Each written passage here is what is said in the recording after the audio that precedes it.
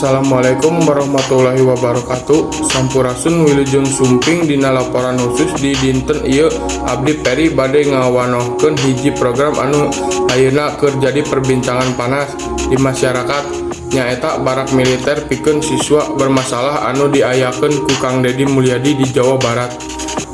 Program ieu dimaksudkeun pikeun ngalatih disiplin jeung tanggung jawab ka siswa-siswa nu dianggap bangor atawa ngalakukeun palanggaran sakolana. Sabaraha warga ngarasa program ieu penting tapi henteu saeutik oge nu masihan kritik. Pikeun leuwihna jelasna, hayu urang simak laporan jeung wawancara. Masalah kenukelan remaja jeung barudak nu hese dibina teh jadi tantangan serius keur seueur kulawarga jeung lembaga pendidikan. Dina sababaraha kasus, padeukeutan bisa ngaliwatan sakola atawa nasehat kolot macan cukup ngabuahkeun hasil. Ku kituna, sababaraha wewengkon ayeuna nyobaan solusi alternatif pangabidaan ngaliwatan program barak nu diatur ku padeukeutan semi militer. Program ieu biasana diayakeun keur barudak nu miboga kasusah dina disiplin, condong ngabangkang atawa geus mimiti kabawa kana paripolah nyimpang.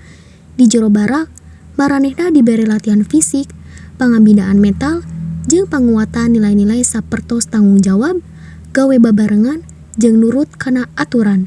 Sanajan siga nu keras, pangabidaan di barak teh lain dimaksudkeun minangka hukuman, tapi minangka jalan pikeun ngarehab karakter.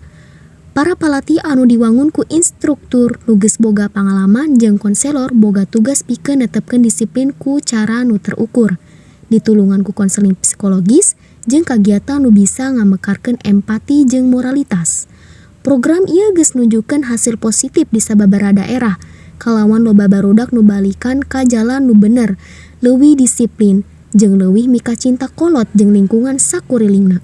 Sanajan kitu, pangabidaan di barak kudu dilaksanakeun dina pangawasan nu pageuh jeung standar etika nu luhur sangkan teu nyababkeun trauma atau kekerasan nu disumputkeun. Pangabidaan barudak nu hese ngaliwatan sistem barak mah lain hiji-hijina solusi, tapi bisa jadi pilihan anu efektif lamun dilakukeun ku padeukeutan nu duyu jeung tanggung jawab. Rojongan ti kolot, sakola, jeung pamarentah kajida pentingna sangkan program ieu jalan saluyu jeung tujuanana nyaeta ngawangun generasi ngora nu leuwih hade. Tuna program barak militer ieu jadi hal nu kudu dititenan ku urang sadayana, utamana dina usaha ngawangun karakter generasi muda.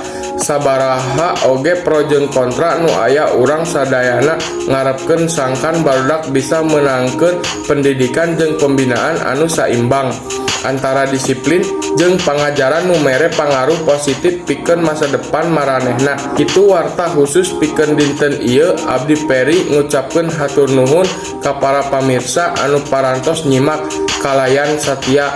Wassalamualaikum warahmatullahi wabarakatuh.